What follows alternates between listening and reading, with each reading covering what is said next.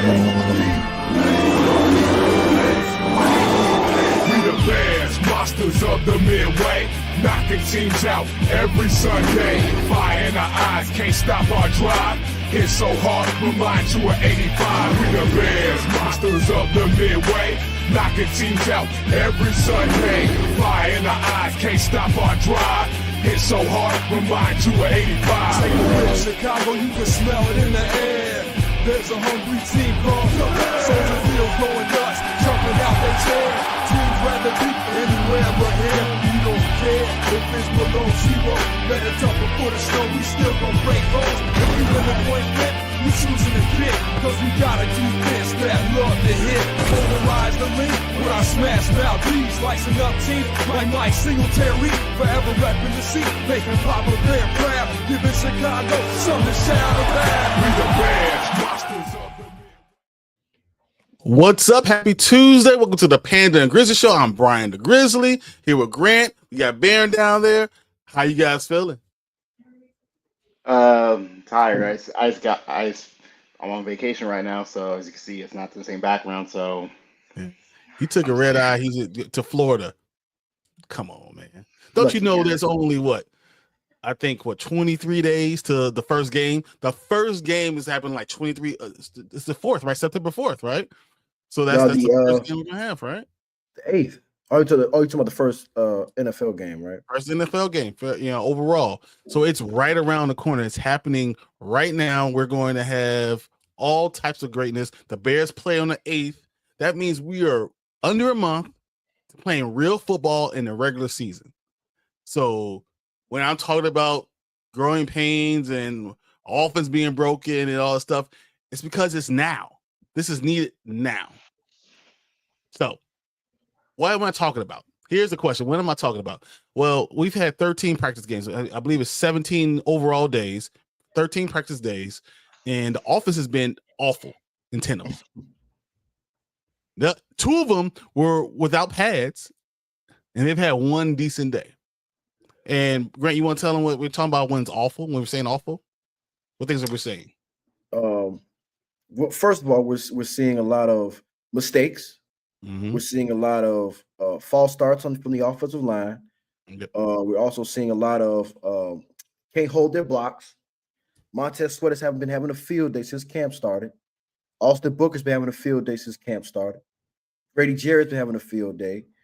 There's a lot of miscommunication. Caleb's footwork is still the same. It hasn't really improved much. And it's still like a lot of I know it's still they're still trying to get the new installment of the new playbook, but it doesn't seem like anybody's on the same page. Now, should we really be worried about this? Because, I mean, honestly, guys, though we said, oh, my God, it's right around the corner, the offense just started, right?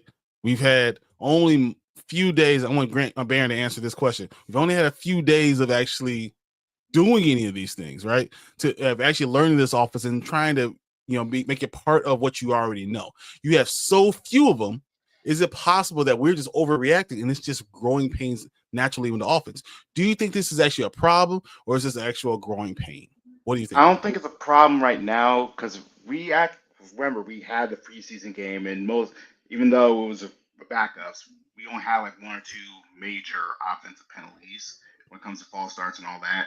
So if it's a problem in practice, I'm not seeing a ton of it during the game, but either that or it's like we're having a very high standard and hoping that the offense actually is good next time. But we saw it in the game, only one false start throughout the whole 60 minutes, like 1 or 2 holdings, but that's a normal amount for a football game. So right now, like in the game I saw, it was good. It looks fine. What up, B? Appreciate you. Always appreciate you jumping in, dropping the like, B. Always, thank you. As far as that goes, I think you are on to something, Baron. I think being a season game, knowing this is a new offense, it's not even a big, deal at all. But could it become a big deal? That's kind of the issue. Are we worried that Caleb is not, progressing the way we need him to progress? Could that be a problem? Yeah, they did have. Yeah, I don't think it may be a problem just yet because, like I said, we're still in the preseason and they're still installing a new offense and they're still trying to get all these pieces fitted into this offense. But what I am concerned about is we're in a new offense. We have a new head coach. We have a new staff. Everything.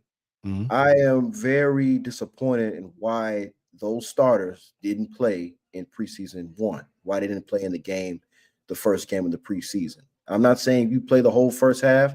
I'm just saying just to get a feel for whatever installments they had, some basic installments, just to get their feet wet out there. I know they went out there a couple hours before the game and had all the players on the offense, like Cole Kmet, Rome, DJ, and Caleb out there running like installments. Also, the joint practices too. Yeah, the joint practices too. But there's nothing like game action. There's nothing like game action. I don't care what anybody else says. Game action when you get to see what you have. I still think obviously I think they're going to play this weekend, but I still think there was a missed opportunity there just to see kind of, what we've been doing at camp, going against a different defense. But like you said, they did go along with the joint practices, but I still think they should have played on Sunday. That's just me. I think Ben Johnson's trying to set a tone. Yeah. He's trying to make it understand what he's going to accept and what's going to be unacceptable. He's going to say a lot of very poignant, direct things with a smile. He knows he needs to say these things, but he's trying to get it, everyone to understand. Yes, we have some time, but the sense of urgency has to be there. So I'm not too worried about what I'm seeing.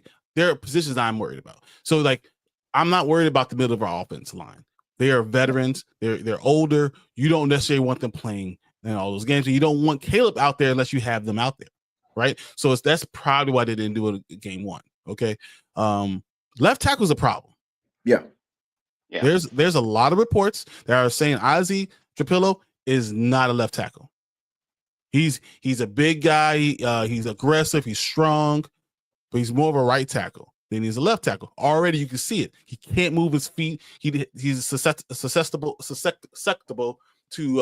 secondary moves. So you have the first one, right? And then you have that move off that first move, even if it's a spin or inside cut with a dip or any of that. So he's susceptible to all those type of moves, which is hard because you're supposed to be sitting in the seat. If you're a left tackle, you're sitting in that seat and you're letting the offensive player come to you and you're just pushing him off and you keeping him at arm's distance.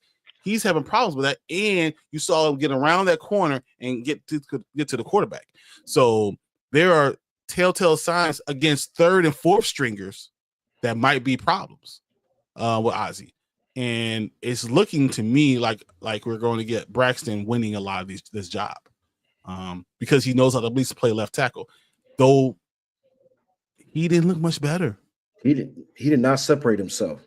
He could have easily separated himself in this game, but he looked like a rookie out there. He looked pretty bad on a couple snaps, letting them get back to Tyson to hit Tyson Bagent. So, and Amagaji's hurt, so we still don't have. Amagaji's always hurt, right? So we have nobody separating themselves. They both have a lot of room to improve, but it does now is really becoming a concern now because if Ozzy can't get it together. You still have Braxton coming off an injury, who still has a lot of rust on him. Then you have Amagaji who's hurt. So that still gives me a lot of concerns as far as the blind side is concerned. That's one of our, if not the most important part of our offensive line is that blind side. So there's not much to do though, right? At this point, you can't move Darnell Wright over there, right? Which I don't think is a good idea. I wouldn't do it either. He's a good run blocker. He's better on the right side. And that was a problem I had when we got Ozzy Trapillo. You guys know I was screaming to go get the left tackle from Minnesota. I was screaming about that. You have all these picks in that second round. Emerson is right there. You need to run and go get him, right? Because he's a left tackle. He's a real left tackle. You know he's been playing left tackle. Trying to move someone to left tackle because you think they have good feet doesn't usually work. Usually they can't play left tackle or they don't play left tackle because it's not there. If you're a good left tackle, you don't move him to right tackle. That's just not what you do. So unless you're the Chargers. Unless you lose Slater, you have to go ahead and move Joel, who was another top 10 lineman who's played left tackle all entire college career, but that's not what Isaiah is. You know, he didn't even play left tackle then. He's played multiple other positions. So you're trying to move him and make him be something that we don't know he's going to be right now. He might have to grow into. And that worries me overall. And though we have Joe Tooney and Drew Dowman and Jonah Jackson and Darnell Wright, that left tackle is a question mark. Can this offense succeed? I don't know. You know, that's a big, hard question for us that we have to be able to answer. And as of right now, we don't have a good one. Okay. Yeah. So that's happening, right? With us talking about this offensive line, what is a number you're comfortable with Caleb Williams as far as sack numbers? Where do you want him? 50. Below 50? Drop 20. Drop 20 sacks. Drop 20 sacks. With all the money you spend on the offensive line, you say just drop 20. 50 sacks. No. You think that's okay? It should be in that 30 range. 30 sacks. Nothing higher than 30. If we're looking at right now with the offensive line we got, we still concerned with that left tackle. But we still, everything from the left guard all the way down is pretty much solidified. We should have sacks no higher than 30. Okay. Max. Okay. That's hard to do. To do That's that, you're like going to have to 10. really show. Yeah, that'll be a top 10 offensive line. Yeah. But like I said, these if like I said, he said drop 20. I'm just saying for the fact that we spent all this money on offensive line, even though the left tackle still a question mark there. I think with the potential of what we have, then I think we could have the potential on paper to be a top 10 offensive line. But it all depends on what that left tackle spot does, and if people stay healthy, obviously. If we just get to 40, we could just get to 40 sacks allowed. I think that this offense all of a sudden jumps from where it was to a top 13 offense. Yeah, that's where we can get realistic. To top third of the league, 12, 13, top third of the league. If you have those under 40 sacks, I think that's a bigger number than we really realize. Yeah. So 40, so we have 17 games, right? So we're saying average less than 2.5 sacks a game. That's what we're asking for. Average less than 2.5 sacks. And all those sacks are not coming from left tackle. Braxton Jones is not good at a lot of things, but pass block is not his biggest issue.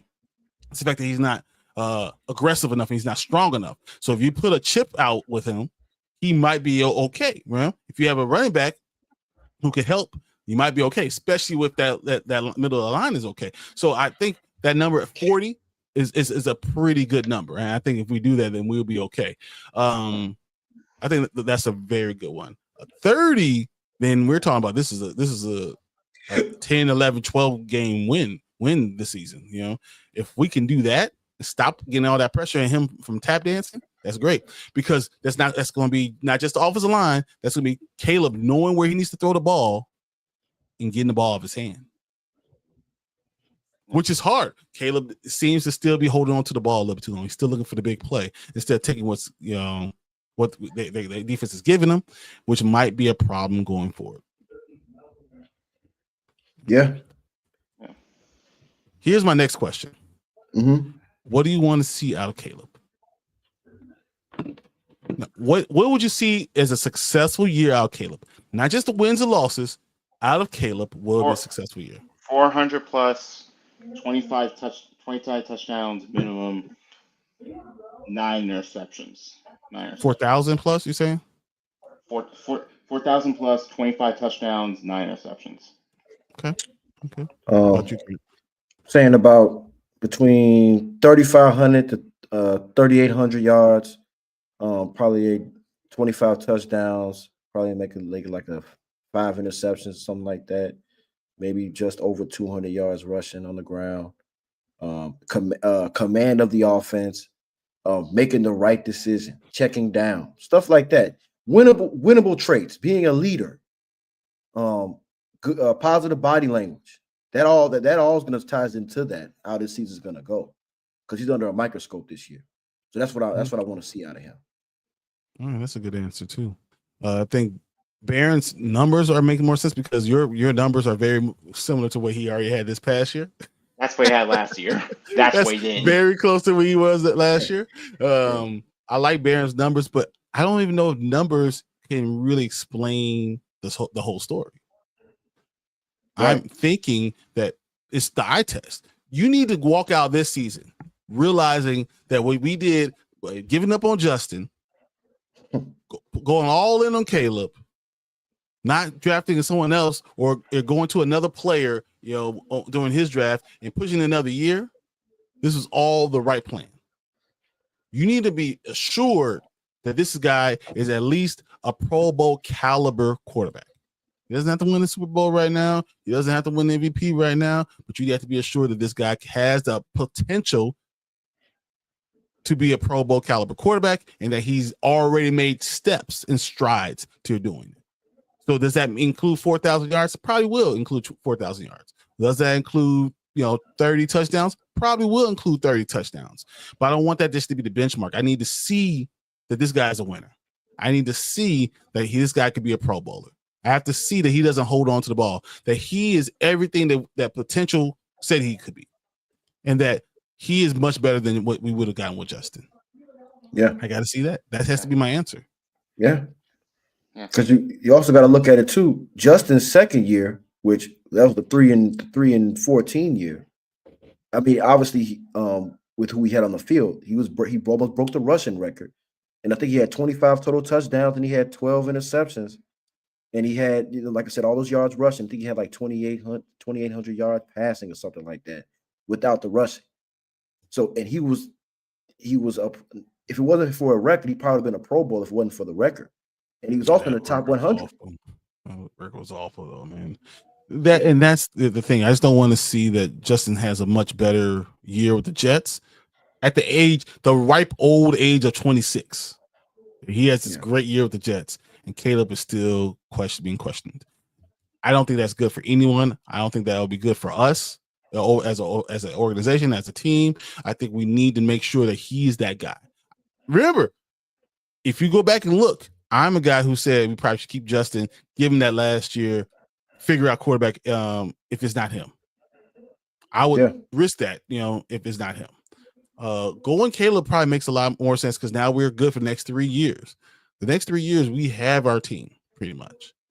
If he's not that guy, we're gonna have to blow it. If he's not that guy, that sets us back again. So like it sets us back because with Justin, you had a 3-win year, right? And then he has 3 wins that year, his second year. He has 7 the next year, 7. So you get rid of that when a team that's on the rise to restarting the clock again. Now you're back at 5 wins now.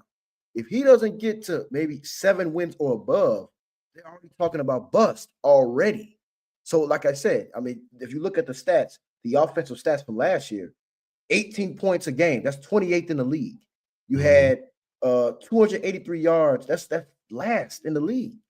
Points per play, 28th. Yards per play, last. Third down conversion percentage, 31st. That's terrible.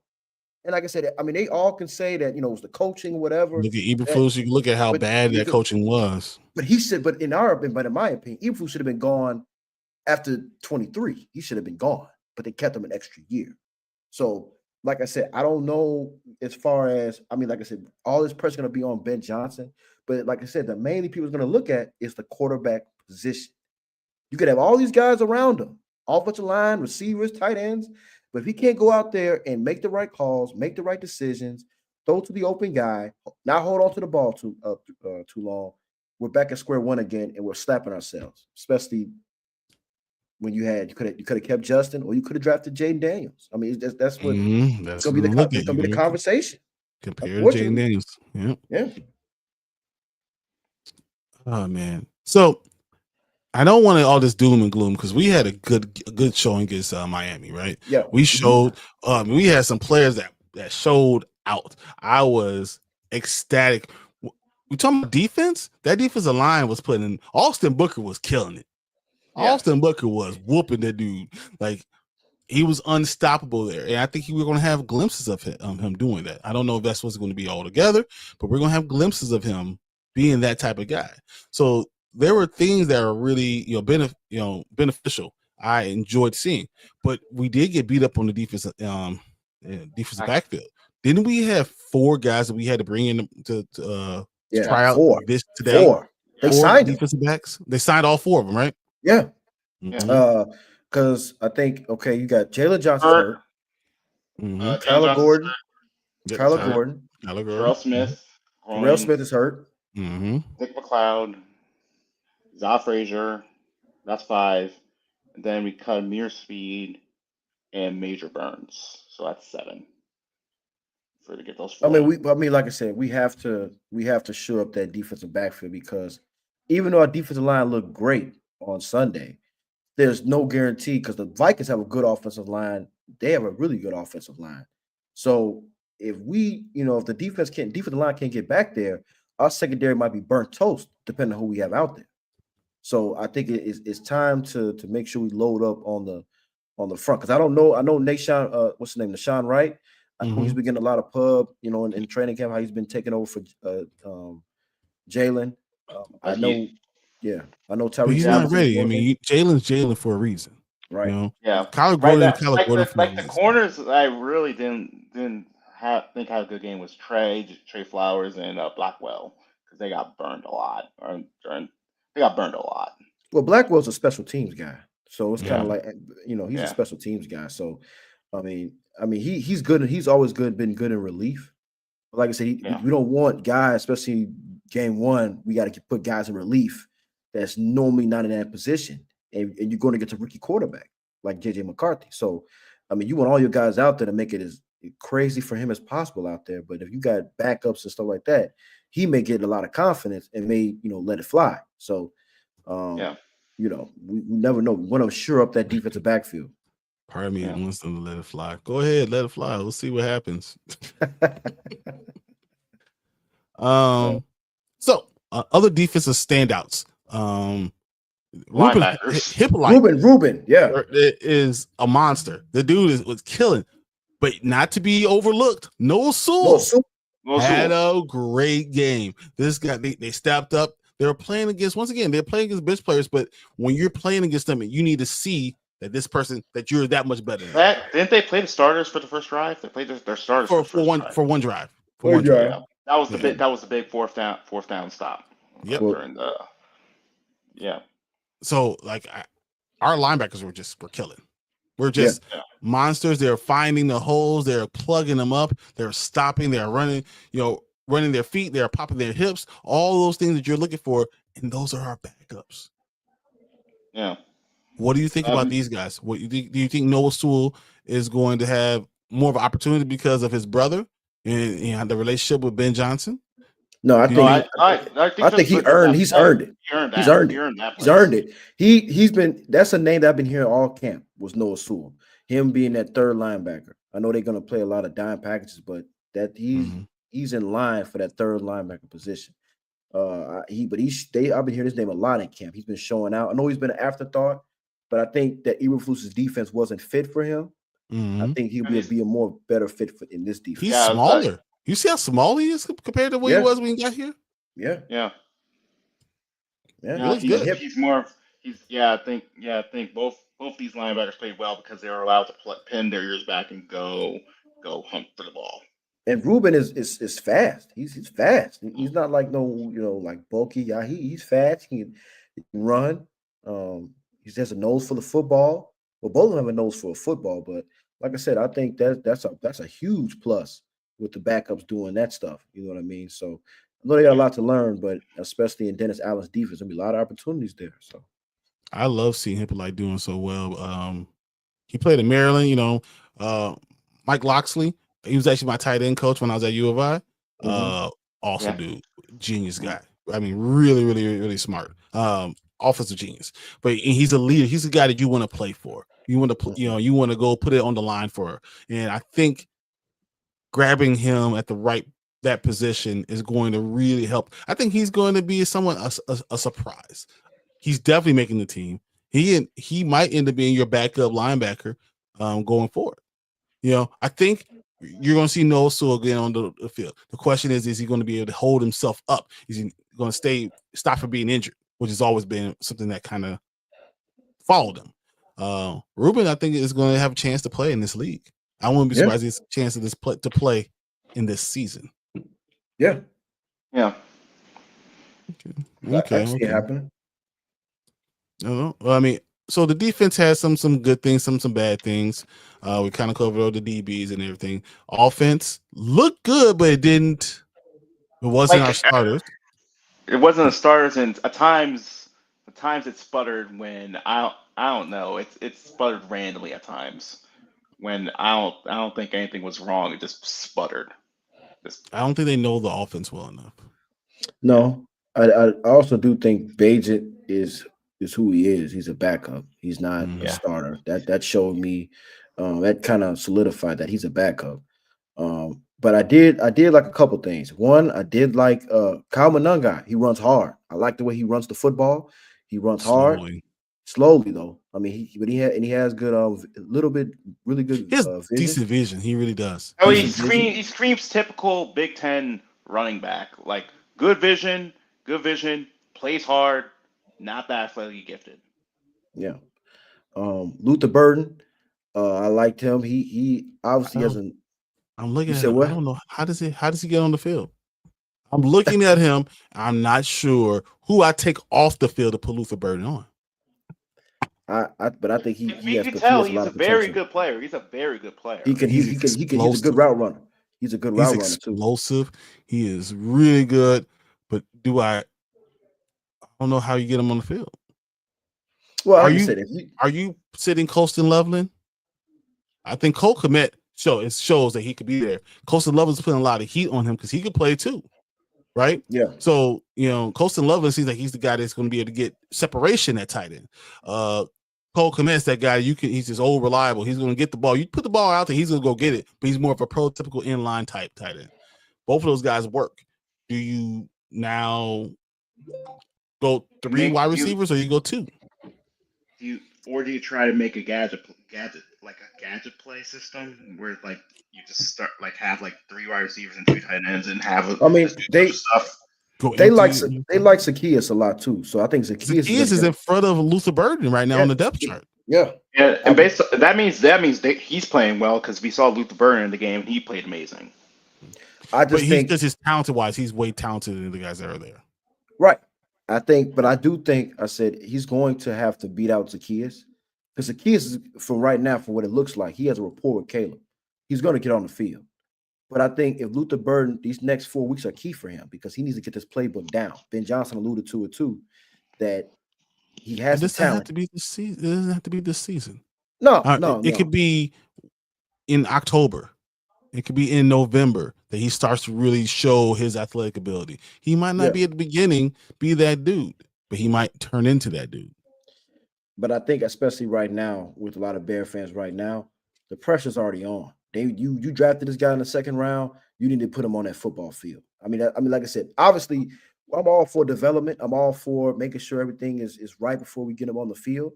But as far as right now, you have DJ Moore that you paid. Yeah. Are you going to add a 5 wide set? Are you going to add a 5 wide set? Because you're gonna put DJ at the Z. You're gonna put Rome Dunze at the X. You're going to do that. You're not going to take them off the field unless you have to. I just feel like with Ben Johnson, you brought him in for a reason. This offensive guru guy. You drafted Luther Burden. This was your decision. It wasn't our decision. This was your decision. But that was the second guy that they drafted. Yeah. Colston Loveland's first. Right. I mean, but like I said, you guaranteed him this money. You have to figure out a way to put him on the field. Now, I don't know how they're going to do that. I don't know how they're going to do it today. And what you do, he might end up being someone that doesn't play a lot the first year. But like I said, for me personally, I will see he's going to be on that field week 1 if he stays healthy. I do think so. I don't think he will be. I think he'll be if DJ or Rome get tired, and he'll be on there. But I think Zacchaeus is going to be that slot guy because he's more of a quicker. He's more of a slot guy. I think the problem with Luther Burden is he's very much like DJ Moore. He's literally the DJ Moore replacement. So unless DJ Moore gets injured, I don't know if he gets that opportunity.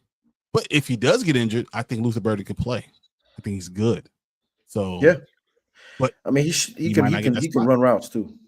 So what's interesting though is it possible that Tyler Scott, J.P.R. Richardson, Ian Wheeler, Monunga, all those end up being practice squad guys?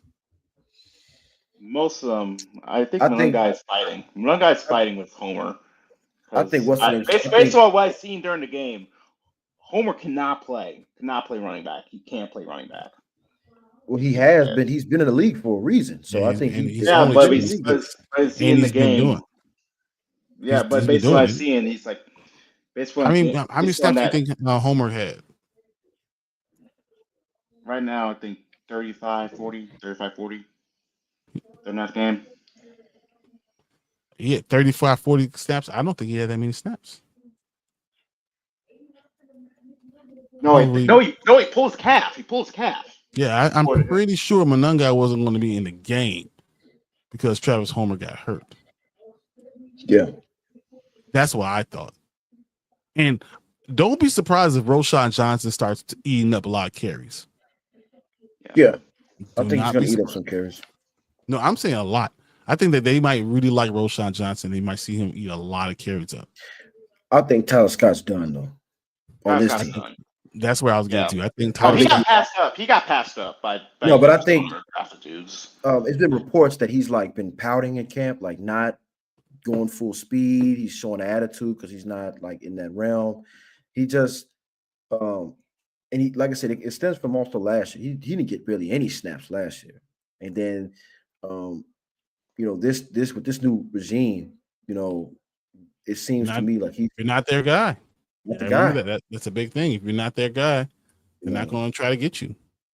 I mean, not even special teams. He's going to either be he's probably going to be cut. That's he's going to be one of the outside looking in. Straight up cut. I don't know if he's going to be cut. I think he's going to be on the practice squad. I think somebody might pick him up off the practice squad though. He has too much speed. He has speed though. I mean, JP Richardson. I think he's going to be cut too. I don't even know about practice squad. I think JP's going to be cut. Yeah, I don't think he didn't show anything in the game. It was Jade Walker and Maurice Alexander. Yeah, he didn't show anything in the game. I mean, the practice, like I said, it's just the same.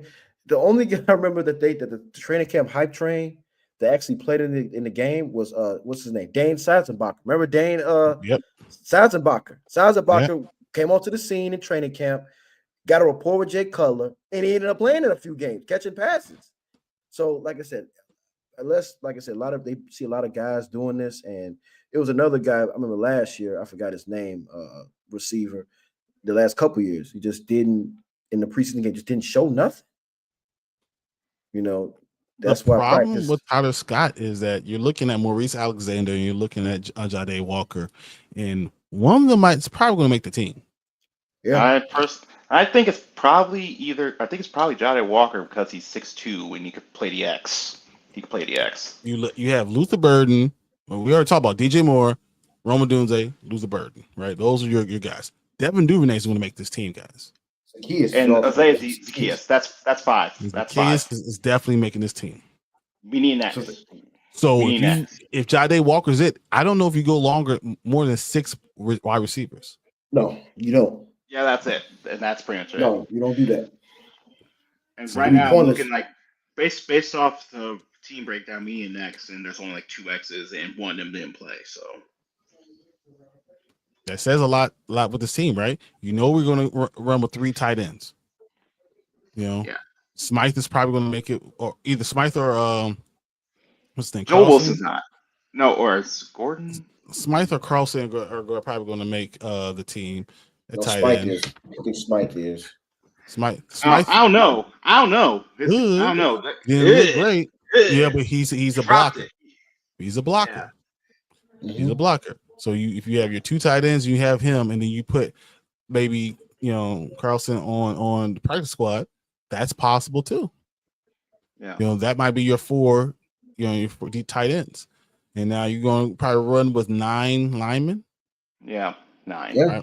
I run 9. So right now, we know 8, but the 9th one is probably going to be an inside person. Is it going to be Bill Murray? Nah. Probably not. I mean, he got hurt again, right? Yeah, it's probably not. Probably not. I mean, he's played. He played it might be well that- for you. He played well, but he's always on the injury problem. Always on the IR. But if he's not on IR, you're not going to let him get snatched up by anybody else, right? No. You need his minute. You still need offensive line help. You still need it. I mean, Let's count it. Bryson Jones, Joe Tooney, Drew Dowman, Joan Jackson, Darnell Wright.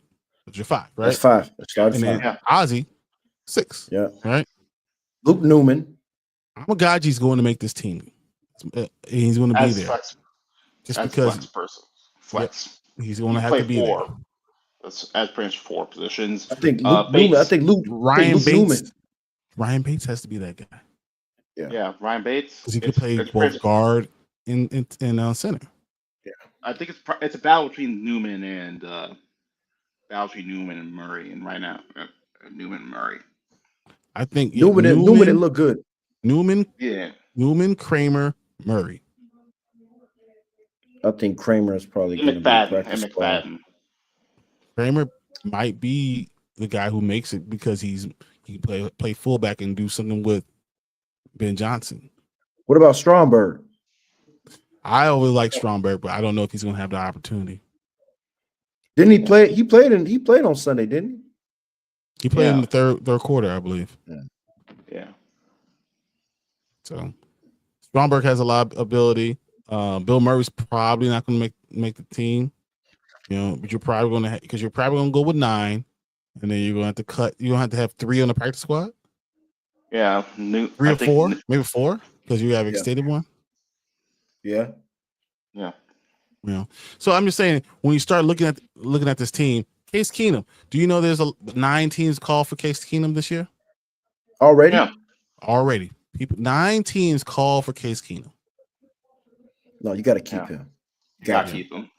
We were probably going to have 3 quarterbacks on. Here's what Case told him. Hey, if there's a place for opportunity for me to play, trade me. I'll start. Yeah. Trade me if there's a place for me to play. If not, I want to stay in Chicago. I want to help build. I want to work with these guys. I want to figure this out with you guys. So but it's a way for me to play, there's somewhere for me to play, trade me. If not, let's go. It makes sense. That makes sense. Yeah, we're probably going to have 3 quarterbacks, 4 running backs. Are we going to have 4 running backs? I think you go 4 running backs. And I don't know, Mungai or Ian Wheeler is going to be that 4th. Probably Mungai. I like Ian Wheeler is very explosive. And if he shows that he's healthy, that's a big if. That's a big if. And then I think from the game itself, they like Mungai a lot. Mostly because of that vision. They gave him opportunities, but I think that he's a bigger question mark. They already know what they have in Ian Wheeler. We'll see in game 2 what happens with that. Yeah. We'll see what those carries are. And the starters are playing in game 2, correct? They need to, and that's they have to. I mean, they're playing the Bills. They're playing the Bills. You're playing the Bills. You're playing. Doesn't matter who you play. It don't matter who you play. It doesn't matter who you're playing because if they're not playing their starters or they're only playing a quarter or whatever, that doesn't even matter. But I think they have to play. You have to listen.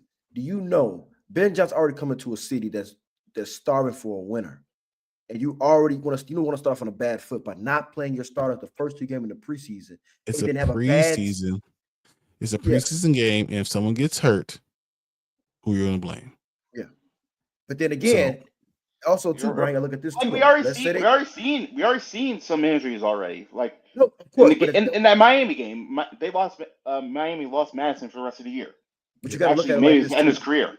You got to look at it like this too. You don't play, you don't get the reps. You're coming into a new offensive system.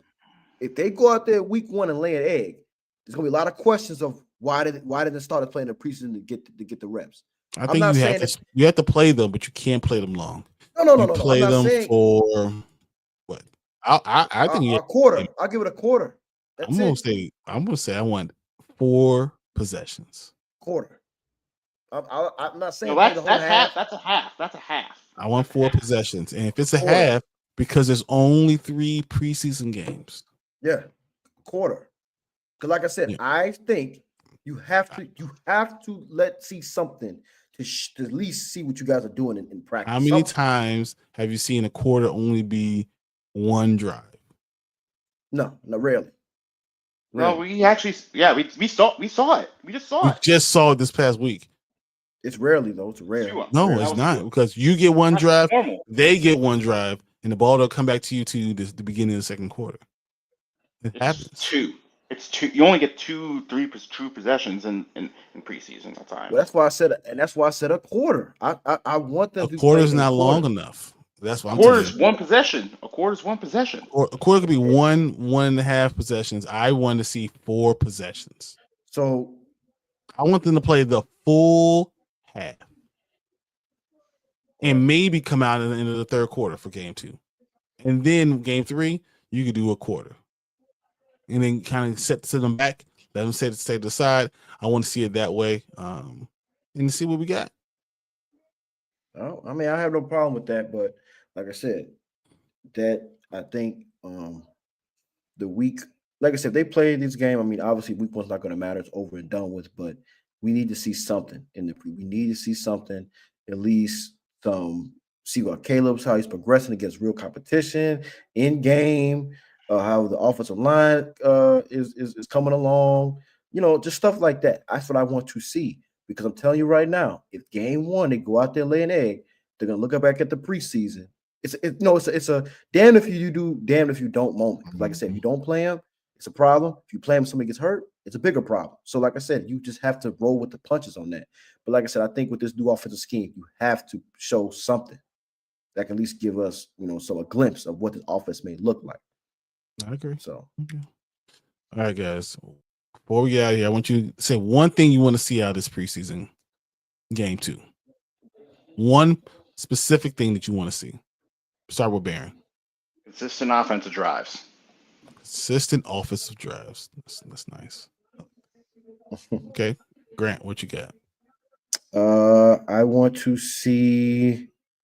You know what? I want to see Caleb's command of the offense. That's the main thing I want to see. Just his overall, motion, sets, stuff like that. Just communication with him and Ben. Just see how that looks. I know it's gonna be on a sample side because it's preseason, but just seeing that. Can he come up with calling the right plays, calling the right call, Protections. calling right protections and stuff like that. I know it's a sample size, but that's what I'm looking for. Obviously, the drives matter, like Baron said, but I still think if he could just show me he could be consistent, he's confident in what he sees, he knows what he's looking at out there, that can show a lot of promise for me. That's what I want to see. Okay. I want to see someone take the left tackle job. Yeah. I want to see someone take it, not be given it or win it. I want someone to take it. There's no doubt that this guy's playing left tackle because of how he just played. If we could block for him, I think Caleb has the talent to do anything he needs to. Yeah. So I just want to see someone take left tackle and run with it. Yeah. It's up for grabs. Yeah. All right. And it ain't going to be me. I'll tell you that much. Yeah. All right, guys. I mean, I'm really interested in seeing what happens this game. I want us to take some notes. I want to come back. When we come back next Tuesday, I want to discuss this game in detail. Go over what did you see. 5 things that you liked, 5 things you didn't like. And I'll give you, or this is three things you liked, and 3 things you didn't like. And I'll give you guys the time to discuss it. And we'll kind of come together and start seeing what we need to see out of game 3, which is the final preseason game. So, it's happening, guys. It's flying by. Yeah. We won't be here before you know it. 100%. Next week will be the 19th when we're doing our next show. The 19th of the month. Yeah. Mm-hmm. Oh, one more thing. Okay. One more thing before we get out of here. Did you see that Jets-Packers game? I only saw parts of it. If you were to go back into it, look how clean that pocket was for Justin Fields. That's what I said, right? So not only was the pocket clean, he played. Exactly. Yeah. I'm just telling you guys, watch out. The last thing we want is at the end of the season not to know what's going on with Caleb and for Justin to be a star. That would be horrible for us. It'd be hell to pay for that shit. Yeah. Watch out. Yeah. All right, guys. Thank you for listening to us. Thank you for coming up and being with here this week. We cannot wait till next week. Tomorrow I'll be on Dynasty Pylon with Martin doing our finishing up our draft for each division. We got two more left. And remember, whoever wins the best ball drafts wins jersey. So we're gonna be giving away a free Dynasty Pylon jersey for whoever wins. We're gonna do that. We're gonna do a league. Whoever wins that, we'll get a Dynasty Pylon jersey. We're going to continue to do those type of things. Help us grow. Let other people know about us. Thank you for Grant Barron being here. Thank you guys for watching us, and we will see you guys later. Later. The Bears. We the Bears, monsters of the Midway, knocking teams out every Sunday. Fire in our eyes, can't stop our drive. Hit so hard, remind you of 85. We the Bears, monsters of the Midway, knocking teams out every Sunday. Fire in our eyes, can't stop our drive. Hit so